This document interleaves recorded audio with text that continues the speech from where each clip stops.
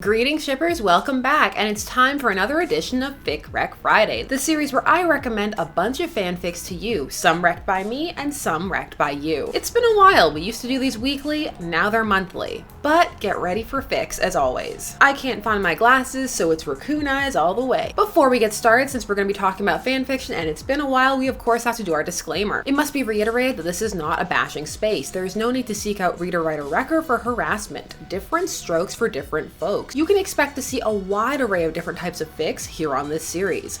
From the dark, from the taboo, to the light and fluffy, to the overplayed trope, to the rare pair, to the too popular pair. Just pretty much anything. So if one of the recs doesn't sound like it will be for you, hopefully one of the others will, or one of the many recs that people leave below. It is fascinating down there. You might find a pairing you never even thought of before. Quick lickety split so we can get to the fics. There's gonna be a combo this month. Some wrecked by me, others by you. I couldn't resist. I will go first and start us off with an OT3. This is a rare one, get ready. This is a Bruce/Hal/Clark pairing. Batman, the Green Lantern, and Superman. This fic is called Not for the Faint of Heart by Pastakur. 4 chapters, word count 10,190. This is a misunderstanding, eventual getting together and pining fic. So much pining. Everybody is pining for everyone and thinking that they care more about the other person before finally realizing that maybe they all work better together. This fic is fantastic because it incorporates so many canonical elements and gets into the heads of each character so well because you get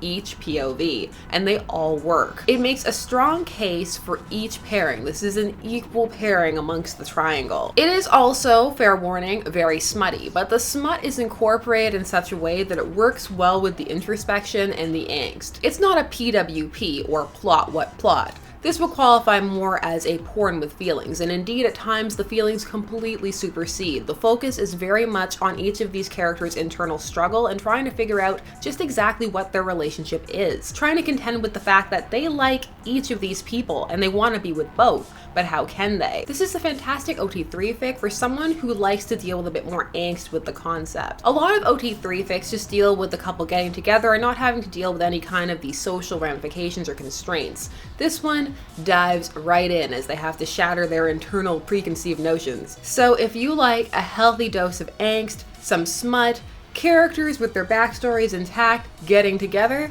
this is a fic for you. Next, we're gonna get a little controversial for fic 2. A while ago, near when we started this series, I did a video called Are You Afraid of the Dark Fic, where we discussed dark fics, their place, and how they can be quite a cathartic or just entertaining and interesting experience. There are many different sorts of fandoms out there, some that naturally produce darker fare than most. Some embrace this aspect of their fandom and others do not. It very much depends. So with all of that built up out of the way, we are heading to the Split fandom. Yes, the M. Night Shyamalan film Split has a fandom. People are writing fics, it's a thing. This fic is called Blue Eyes by Underling. It is 30 chapters, word count 57,438. It is indeed a pairing fic between the Dennis personality and Casey. For those who had not seen Split, it dealt with the titular character of Kevin Wendell Crumb, who had DID, dissociative identity disorder, and had many different personalities. 23, except it turned out that there were actually 24, as one was a horrifying supervillain known as the Beast. Mileage varies on how horrifying it was. Mileage also varies on how much people enjoyed this film, but some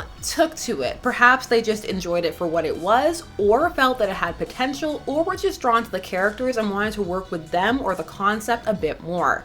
Either way, there is a fandom for this film. So why is this in the more taboo section? Well, it is in the taboo section because this pairing is between one of the more domineering personalities and their former kidnapped victim. It also is an age gap fic. Now, there are some who are not willing to entertain age gap in the slightest, even if the age gap is entirely legal as it is in this case. Some do not want to dive into that moral gray area, and so they steer clear. However, for others who have a different view on what fiction is and how it operates, they may enjoy exploring some different concepts, as they feel that narratively anything is fair game, especially as when you're working with a fanfic, you can get into each character's perspectives in a different way, and also change canons, motivations, and find find ways to make something work. In short, just because something may fall into the age gap category, not everyone feels that that is inherently problematic. However, others do. So if one is working in this genre, you can expect some level of bashing from certain types of fans who may not even explore the type of fic or see what you're working with. Simply see the tag,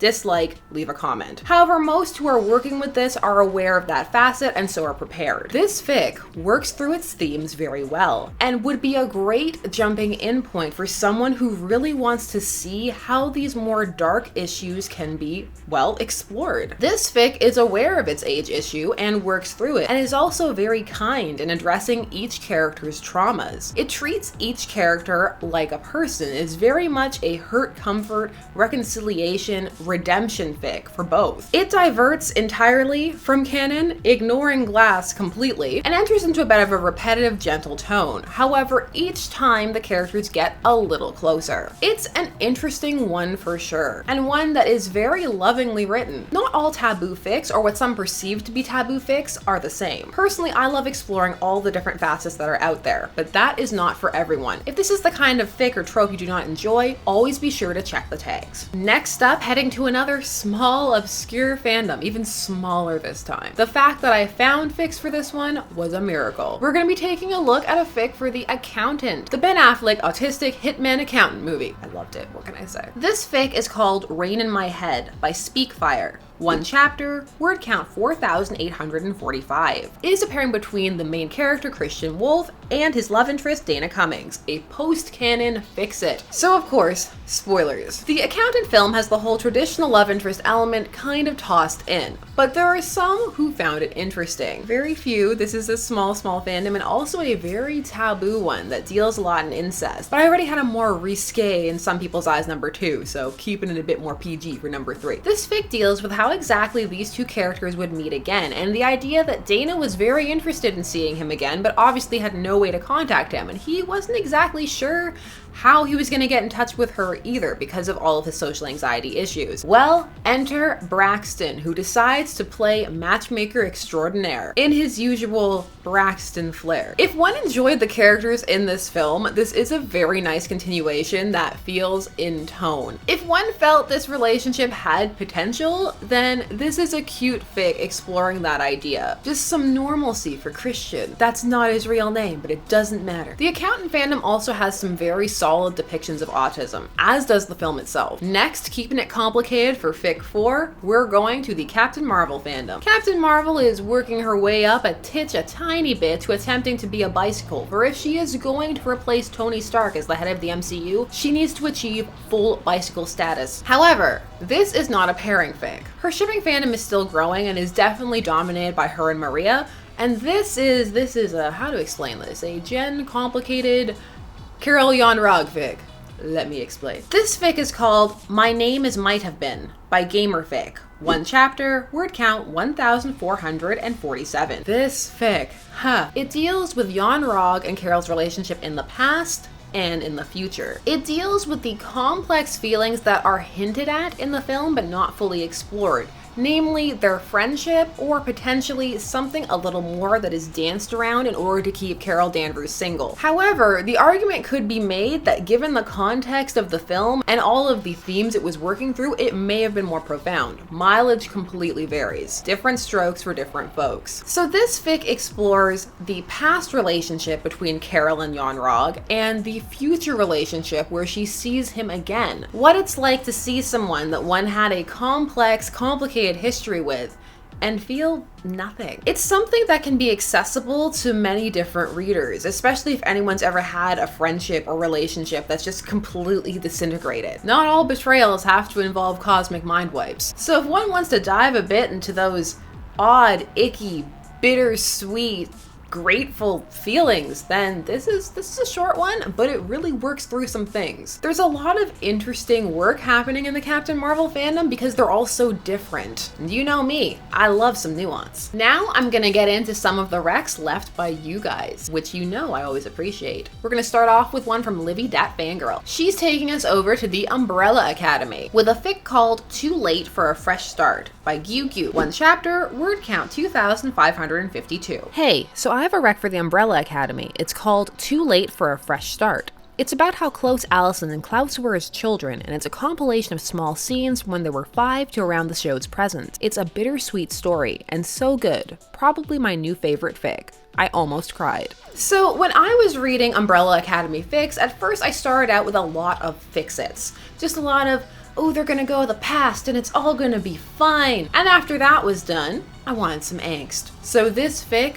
definitely fit the bill. This fic is working through the concept that they're all just too broken to reconcile, that the dysfunction is too great, and sometimes family is not enough.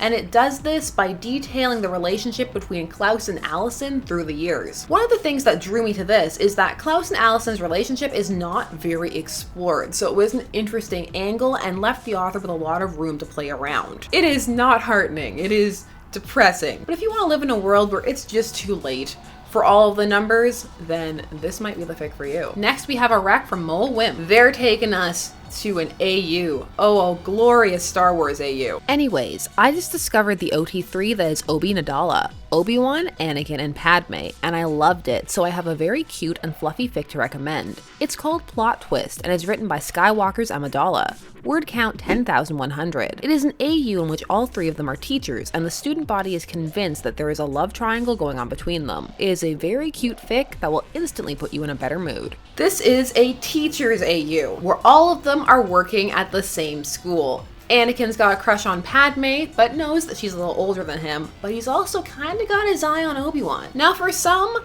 this might be just beyond the pale. It's too far. One has moved from a sci-fi fantasy genre all the way over into a modern setting realistic AU. As a result, it can lose its appeal for certain sorts of fans. However, this type of AU can paradoxically bring in some other people who may have had problems with some of the ships in canon itself. For example, the pairing of Anakin and Padme, for some, rubbed them a bit the wrong way because of the age gap, not necessarily in terms of length of years, but in terms of the fact that Padme knew Anakin since he was 9 years old. And for some people, that was just not something they could get behind. Others accepted the idea that their relationship could grow and change, and that they didn't see each other for that entire time, so they didn't really develop a sibling relationship or bond, so that it was feasible that years later they could potentially have a relationship. However, for others, by removing the characters from that setting and that backstory and placing them in this new setting, it removes any of the squick factor for them. They can work through the pairings that they enjoy without having to feel beholden to canon. For while certain shippers are able to separate the canon, put it in a little box, and still work within the same genre and realm, others are not. They feel more of a need to stick to what is actually canonically given to them. So by completely removing that element, it gives them more freedom.